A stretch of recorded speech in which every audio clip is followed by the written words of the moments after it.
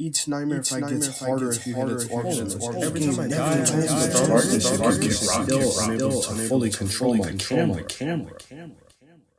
How we doing, YouTube? I'm Taekwon, and I mainly grew up on games like Minecraft, Stardew Valley, Slime Rancher, etc. You know, nothing too hard or gritty, except for Super Meat Boy. That game is crazy hard to beat. However, as I grew up, I found myself playing more and more older games, and eventually, Devil May Cry was on my radar, and I believe the HD Collection Plus 4 were on sale in a bundle. So I bought that and played the first game for about 20 minutes and didn't really touch it for months. But just recently, I finally went back and played the HD Collection to its completion. This is my review for the first 3 games.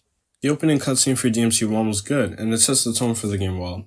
Dante blowing up a motorcycle with Ebony and Ivory definitely catches your attention if nothing else did. For some reason, even though it was obvious to me that Nella Angela was Virgil, I couldn't tell that Trish looked like Dante's mother's picture frame. But they cleared that up for me later on, so it didn't bother me. I like the gameplay, but why doesn't the game let you switch targets? That's a no-brainer for action-oriented games like this, and you have to start the mission over if you die once, unless you had a yellow orb, but those don't need to be in the game in the first place. I know this game was supposed to be the original Resident Evil 4, but why'd they keep the fixed camera? That's the biggest issue I have with the series so far, that you can't freely control the camera. When you meet Phantom for the first time, he and Dante have an interaction that keyed me into one of the strengths of the series, that being the dialogue. After Dante and Phantom trash talk each other, Phantom slashes at Dante with one of his legs, and Dante jumps behind him, then is right back in the gameplay. It's one of the stronger parts of the game for me, the seamless transitioning from cutscene to gameplay. Just the fact that there are different weapons you can use is cool enough, but you can upgrade them and get new moves. Call me whatever you want, but I'm a big Ruby fan. Yang's my favorite character, so my favorite weapon was Ifrit since it was similar to her Ember Celica. Out of all the guns, I liked using Ebony and Ivory the most, but another thing I have to point out is to find the shotgun, you have to break a random desk in the library. No hints, no shine to let you know there's an item there, nothing. I don't even think I found the shotgun during my playthrough. I think I just found out about it afterwards. I was so disappointed with the Sparta because in the cutscene Dante transformed into a scythe, which made me think of Ruby Rose, another Ruby character, so I was like, you gonna let me do crazy scythe tricks? Nah, turns out it doesn't have any new moves as a scythe or a sword, and it's only a more powerful reskin of Alistar, like Luster. I didn't have a problem with most of the boss fights except Nightmare. Let me tell you why. There are 3 separate times you fight it in-game. To damage it, you have to strike it its cores, which pop out every once in a while. The problem comes from the hidden fact that it gets harder to fight each time, depending on how many times you hit its cores. So the optimal strategy would be to inflict the most amount of damage possible while hitting its cores the least amount of times. The problem is the game doesn't tell you a lick of this, which means I fought Nightmare 3 on its hardest difficulty. The whole time I was fighting it, I was wondering, why is this version of Nightmare so tough compared to the last ones? If there were any hints about its cores, they were too subtle or something, because I would have caught it. Anyway, rant over. I don't see an objective problem with puzzles, but personally, they really annoy me when they're incorporated into a non-puzzle game. And I'm bad at them, also. The map is also annoying too. The objective marker helps a little, but it would have been nice to have some sort of visual guide in the actual areas. Oh, and swimming sucks, as per any video game. The ending sequence with the plane came out of nowhere and was kind of goofy to me, but that came after the epic final boss fight with Mundus, so I was already on a high. Overall, I give the game an IGN 7 out of 10. It's fun. I definitely recommend it to anyone watching who hasn't played it, but don't expect optimal game design. Right off the bat, DMC 2 starts off with another fire opening cutscene. This time, Dante's the one crashing the party, expertly taking out every devil in sight. Already, you can see a change in his demeanor. He didn't utter a word as he fought the devils. In the first game, he usually cracked a joke or two, but not this time. Now, I didn't really notice his personality change until I finished the game and looked up the general consensus of the sequel. Only then did I find out how much people did not mess with this game as much as they did the first one. Lucia seemed like an interesting character, even if she does sound like AI. I'm always down for multiple playable characters in the game, so it was cool to see an option to choose between Dante and Lucia. The plot twist of Lucia being a creation of the antagonist sounds really familiar, but I'ma let it slide on account of the fact that I didn't see it coming. Now, most of the story is pretty lackluster in my opinion, save for one particular scene that plays near the end, which I'm sure fans will know what I'm talking about, but I'll play it here for anyone who hasn't seen it. My dream! My life! I was going to be the king of this world! King? Yeah. Here's your crown.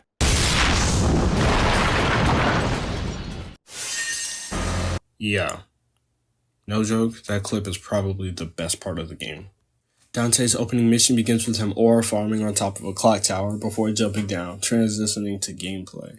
I'm not sure if it's just me, but his movements and attacks felt so much slower than the first game, except for the roll. I prefer faster paced gameplay, but it wasn't a deal breaker for me. I was still able to go through the game just fine. I could finally switch targets and even see their individual health bars, which was nice. The descriptions of the different swords imply they have separate attributes, but I didn't really feel a difference between them, and ended up going with the Vendetta when I found it. For the guns, I mainly used SMG since they ate through enemies. I like the idea of the amulet and being able to switch between defensive and offensive equipment in the healing and offense hearts. It gives more uses for Devil Trigger, which is great. However, if it's between learning new moves or gaining augments for DT, I'd rather have new moves. It's just cooler to me. You all might feel it differently though, so let me know in the comments. Lucia's gameplay felt more fluid than Dante's, if anything. I was able to chain more attacks together and get showtime more often. I used the Zombok as my main sword, and the throwing daggers as my projectiles. What's interesting to me is you play the same areas as Lucia, but the levels are designed in a way that allows her to go other places than Dante. Let me tell y'all something about myself. I'm pretty bad at video games, even gacha games, and yeah, I only died once during my entire playthrough as Dante.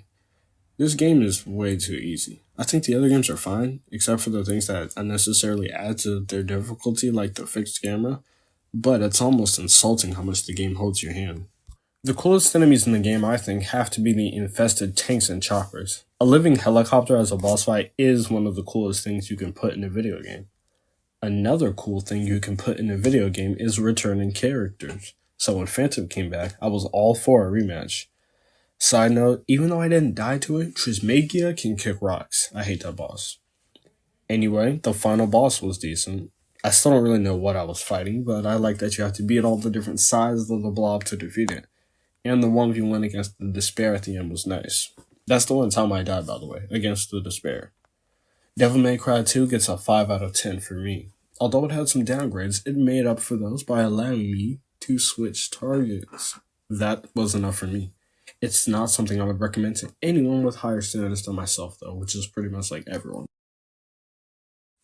DMC 3 received an overhaul that introduced styles, which grant Dante new exclusive moves based on the type of gameplay that style emulates.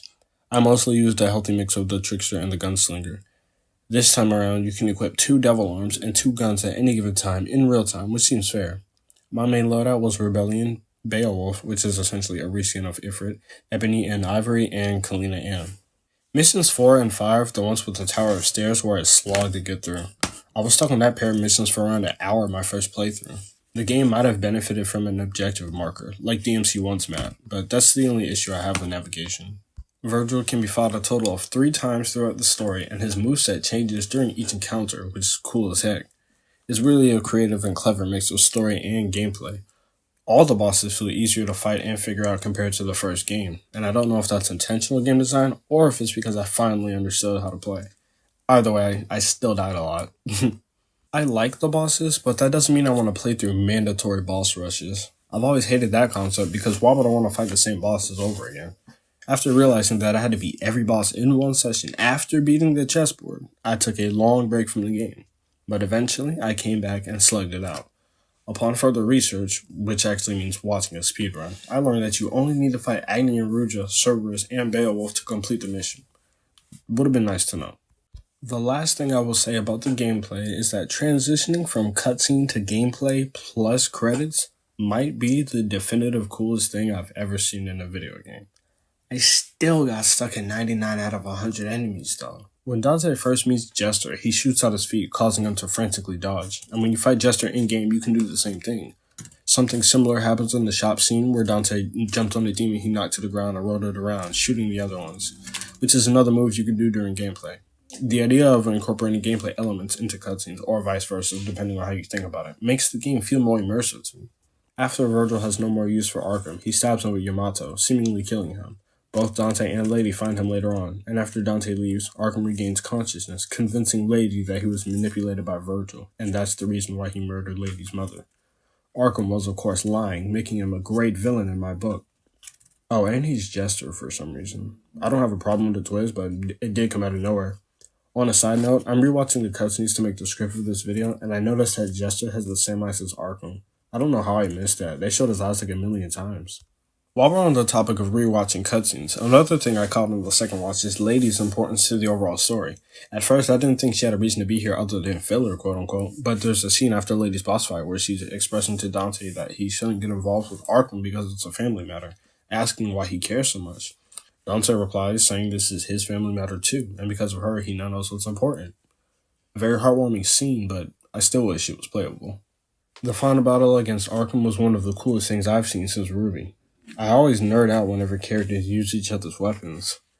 3 is definitely my favorite out of the first 3 games, especially because of what I think is the number one thing this game does exceptionally well, the dialogue. Every character has this seamless back and forth banter with each other that I've never seen done better before in a video game, and it inspired me, as an aspiring fantasy writer, to reanalyze how my characters interact with one another. Devil May Cry 3 Dante's Awakening is definitely my favorite game in this series thus far, earning a smooth 9 out of 10 for me. If they made Lady playable and shifted away from the Resident Evil fixed camera style, I'd bump it up to a 10. But that's going to be it for me, y'all. Let me know what you guys think about the game, the quality of my video, or any corrections on my part in the comments. Seriously, I did not do any serious research for this video. It was just more of a brain dump. Until next time, hopefully there is a next time. Peace, y'all.